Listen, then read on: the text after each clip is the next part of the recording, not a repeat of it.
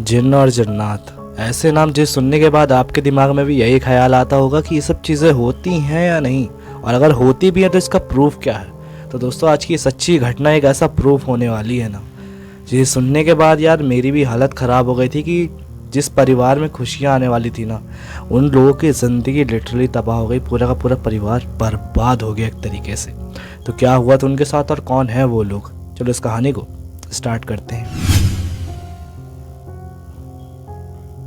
तो दोस्तों, आज की खौफनाक घटना हमारे साथ नागपुर के रहने वाले नितिन ने शेयर की है। और नितिन बताते हैं कि जब ये सब चीज़ें हुई ना, तो उनके साथ साथ उनके आसपास वालों को भी बिलीव कर पाना करीब करीब नामुमकिन था कि आज की टाइम पे भी ये सब चीज़ें एग्जिस्ट करती हैं इस दुनिया में। बात है आज से करीब 4.5 साल पहले की।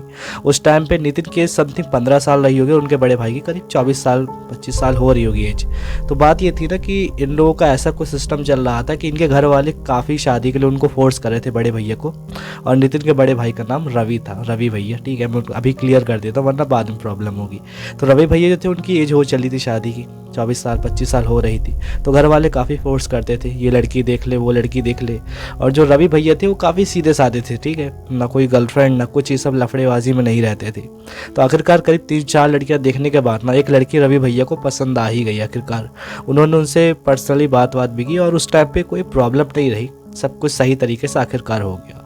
पर बात ये थी ना कि उस टाइम पे उनके कुछ रिलेटिव थे जो लड़की वालों की तरफ से, उनसे हमारे घर की कुछ पहचान थे, वो बताते हैं। तो उन्होंने कुछ ऐसी अजीबो गरीब चीज़ें उनके बारे में बताई थी ना, जो एक तरीके से अफवाह टाइप लग रही थी। उनका कहना ये था कि जो उनकी लड़की है ना, जिससे शादी हो रही रवि भैया की, वो कुछ आत्मा भूत प्रेत इन सब के लफड़ों में है। मतलब उनके साथ ऐसी कुछ चीज़ें हुई हैं जिसकी वजह से लोग उन्हें मेंटल भी समझते हैं, और ये सब चीज़ें की आत्माएं भूत प्रेत के झंझट में पड़ी हैं वो। तो इन सब चीज़ों को जो घर वाले थे ना, उन्होंने उनसे क्लियर किया और बातचीत करते हुए आखिरकार कुछ ये सब चीज़ें आगे नहीं बढ़ी, आखिरकार इग्नोर कर दी गई और ठीक ठाक तरीके से शादी की बात आगे बढ़ गई। जैसे तैसे करके शादी का टाइम आया, सब फंक्शन अच्छे तरीके से बीता, कोई प्रॉब्लम नहीं हुई, सब कुछ बढ़िया रहा। फिर उसके बाद करीब शादी के ना 10-15 दिन हुए होंगे, जब पूरे रिश्तेदार घर से जा चुके थे, सारा माहौल सही हो चुका था। उसके बाद से जो रवि भैया थे ना, उनके और जो भाभी थी जो आई थी, उनके बीच में कुछ अजीबोगरीब चीज़ें होना स्टार्ट हो गई। जैसे कि रवि भैया की शादी के बाद जैसे होता है ना कि नई नई वाइफ आती है तो उनके साथ बहुत ज़्यादा टाइम स्पेंड करते, घर से मतलब नहीं रखती, वो उनसे बिल्कुल ही मतलब नहीं रख रहे थे। मतलब उनसे, भाभी से पता नहीं क्या होता। और जो भाभी आई थी ना, वो पूरे घर वालों से बातचीत करती थी, बिल्कुल सही तरीके से सब कुछ नॉर्मल चलता था, पर भाभी उनसे मतलब नहीं रख रही थी। और जो रवि भैया थे, रवि भैया उनसे मतलब नहीं रख रहे थे, जबकि स्टार्टिंग से सारी बातें नॉर्मल थी, सब कुछ सही था। पर पता नहीं क्या हो रहा था कि उनके बीच कुछ सही लग नहीं रहा था, ठीक है। तो उसके बाद आखिरकार जो मम्मी थी नितिन की, वो रवि भैया से बोलती क्या प्रॉब्लम है, तुम लोग बातचीत नहीं करते, बाहर बिल्कुल दिखते नहीं, और क्या कुछ झगड़ा वगड़ा चल रहा है क्या।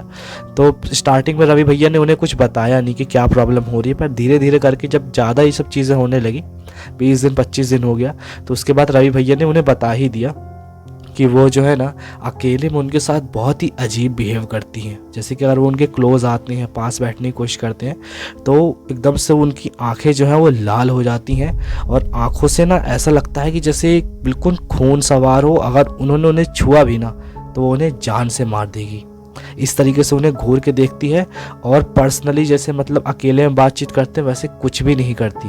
जब स्टार्टिंग में शादी बात लगी थी ना, शादी वादी की, तब सब चीज़ नॉर्मल थी, पर अब पता नहीं उन्हें क्या प्रॉब्लम हो रही है। तो इसके बारे में उन्होंने डिस्कस किया उनकी मम्मी ने कि क्या प्रॉब्लम है उनसे। तो फिर उसके बाद उन्होंने कुछ नहीं बताया यार, उन्होंने कहा नहीं मुझे ऐसा कुछ नहीं लगा कि कुछ झगड़ा वगड़ा है ऐसा कुछ। तो उन्होंने जैसे तैसे करके इस बात को इग्नोर कर दिया। और जो भाभी आई थी ना, उनकी एक और सबसे अजीबोगरीब चीज़ पता क्या देखने को मिलती थी, घर में कभी भी पूजा पाठ होता था ना, कुछ भी पूजा वूजा होती थी, तो वो उसमें शामिल नहीं होती थी। अब बाकी सबको लगता था कि चलो कोई नहीं यार, नॉर्मल है, ठीक है, पर धीरे धीरे करके ये सब चीज़ें बहुत ज़्यादा बढ़ गई। मतलब महीना भर होने लगा था, सबको समझ में आया था यार कुछ तो गलत है इन लोगों के बीच में, ठीक है। तो उसके बाद ये जो चीज़ थी ना, आखिरकार मतलब बहुत ज़्यादा बढ़ना स्टार्ट हो गई। जैसे कि वो जो भाभी थी वो रात रात में मतलब उठती 12-1 के टाइम पे और छत पे चली जाती, अकेले घूमती रहती। वो अलग से फ़ोन कैरी नहीं करती थी, ठीक है, कि जैसे बात करती हो किसी से, ऐसा कुछ भी नहीं था। पर वो अकेले में रात को पता नहीं घूमती रहती रात के 12-1-2 बजे के टाइम पे, और मतलब रात रात को ऊपर रही आती। और रवि भैया भी परेशान रहती कि इसका क्या करूँ मैं, घर वालों को समझा नहीं सकता कुछ, क्या बोलूँ मैं, झगड़ा गड़ा होगा फालतू में, लोग बोलेंगे कि नई नई शादी हुई है, झगड़ा हो रहा है। तो उसके बाद क्या हुआ ना कि जो उनकी दादी थी, नितिन की दादी, उनका नेचर थोड़ा तेज टाइप का था। अब बुज़ुर्ग थी तो उन्हें मतलब ये सब चीज़ की नॉलेज थी तो बहुत ज़्यादा। तो उन्हें एक दिन उन्होंने बैठाया है और उनसे डिस्कस कर रही थी। नितिन ने उतना कुछ खास गौर से नहीं सुना, पर वो उनकी मतलब मैरिज लाइफ को लेके ही समझा रही थी कि देखो ऐसा ऐसा होता है, ऐसे ऐसे चीज़ें परिवार चलती हैं, ये सब करोगे तो ऐसा नहीं हो पाएगा, तुम दिक्कत में आ जाओगे और सबको प्रॉब्लम होगी, ठीक है। तो उन्हें समझा रही थी।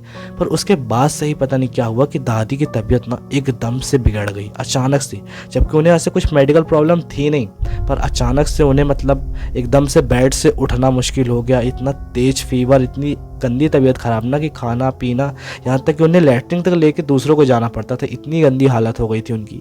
फिर पता नहीं ये सब चीज़ें क्या हो रही थी, धीरे धीरे करके लोगों ने भी मतलब परिवार के बाकी लोगों ने नोटिस कर लिया अच्छे से कि यार रात रात को ये उठती तो है, और मतलब जब इससे कुछ पर्सनल बात करो ना, शादी वादी की इनके मतलब कुछ डिस्कस करो, समझाओ, तो पता नहीं इनके सर पे खून सा सवार हो जाता था। भाभी की आँख में एकदम खून, एकदम ऐसा लगता था कि बिल्कुल मार आर देंगी सबको, मतलब बहुत ज़्यादा गुस्से में देखती थी।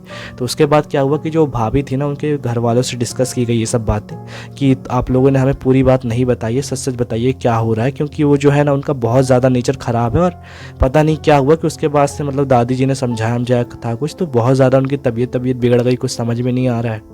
तो उन्होंने फिर पूरी बात आखिरकार, पहले तो छुपा रहे थे, फिर धीरे धीरे करके पूरी बात बताई कि हाँ आज से करीब 2-3 साल पहले ऐसा हुआ था हमारे साथ कि ये जो थी खेत साइड गए थे, ये लोग विलेज एरिया से बिलोंग करते थे, तो वहाँ पे मतलब लैट्रिन वैट्रिन घर में नहीं होती थी, ठीक है, तो खेत साइड जाना पड़ता था। तो वहाँ पे ये और इनकी एक बुआ की लड़की थी, वो लोग गए हुए थे। तो वहाँ से करीब इन लोग सुबह के टाइम पे 4-4:30 के टाइम पे गए हुए थे। तो वहाँ पास इनके साथ एक बहुत ही अजीब इंसिडेंट हुआ था कि मतलब कोई शैडो, कोई परछाई थी जो इस पर झपट पड़ी थी, और उसके बाद से ये पजेस्ड हो गई थी। वो भी किसके लिए, किसकी वजह से, एक जिन्न की वजह से। जिसके बाद इन्होंने उसकी काफ़ी झाड़ फूँक करवाई थी और उसके बाद नॉर्मली हो गई थी, ठीक हो गई थी। पर जाते जाते ना उस जिन्न ने ये कहा था कि ये लड़की मुझे पसंद है, मैं इसे नहीं छोड़ूंगा, इससे मैं ही शादी करूंगा, तुम लोग कुछ भी कर लो, तुम मुझे इसके अंदर से नहीं निकाल सकते। पर उसके बाद जो बाबा लोग थे ना, जिन्होंने झाड़ फूँक की थी, उन्होंने कहा था कि ये चीज़ ठीक हो चुकी है, और उसके बाद उसके अंदर कोई चीज़ देखने को मिली भी नहीं। पर शादी के बाद अब ये चीज़ें हो रही हैं तो ये समझ के बाहर है, हमें विश्वास नहीं हो रहा है। इसके बाद जो नितिन के घर वाले थे, उन्होंने भाभी को वहीं भेज दिया, उनके वहीं मायके में, और काफ़ी चीज़ें उन्होंने मतलब समझी, झाड़ फूँक करवाई उनके जो पहचान के थे। तो वहाँ पे उन्हें बहुत ही ज़्यादा प्रॉब्लम झेलनी पड़ी, क्योंकि वो जो जिन्न था ना वो छोड़ने को तैयार नहीं था। मतलब जब पूरी चीज़ें हुई उनको, मतलब झाड़ फूँक ये सब चीज़ें, तो उसके बाद उनकी हालत इतनी ज़्यादा ख़राब हो गई थी ना, उनके शरीर का करीब करीब खून ख़त्म हो चुका था, ऐसे हड्डी हो गई थी। क्योंकि वो जो जिन्न था ना वो उन्हें अपने साथ लेके जाना चाहता था, और धीरे धीरे उन्हें अंदर से ख़त्म कर रहा था, झटके से नहीं मार रहा था, अंदर से धीरे धीरे ख़त्म कर रहा था। इसकी वजह से उनके पूरे शरीर का खून सूख गया था और बहुत गंदी हालत होती जा रही थी। तो सही टाइम पे उनका मतलब झाड़ फूँक, इलाज, वो सब चीज़ें करवाई गई और हॉस्पिटल में एडमिट करवाया गया, जिसके बाद उनकी हालत रिकवर हुई, और आज के टाइम पे उनके घर में सब चीज़ें सही हैं नितिन के यहाँ, और सब कुछ सही तरीके से चल रहा है। तो दोस्तों वैसे ये सब चीज़ों में बिलीव कर पाना थोड़ा सा मुश्किल होता है कि जिन्न जिन्नात होते हैं या नहीं होते हैं, पर जब ये सब चीज़ें खुद अपन फेस करते हैं तो यार इसे झुठला पाना करीब करीब नामुमकिन होता है। तो अगर आपके साथ भी ऐसी कुछ चीज़ें हुई हैं, पैरानॉर्मल एक्टिविटीज़ कुछ हुई हैं, तो आप भी हमें इंस्टाग्राम पर लिख कर भेज सकते हैं। हमारी इंस्टा आईडी कमेंट बॉक्स में, डिस्क्रिप्शन बॉक्स में मिल जाएगी। तो मिलता है नेक्स्ट स्टोरी में, तब तक के लिए टाटा बाय बाय, जय श्री राम।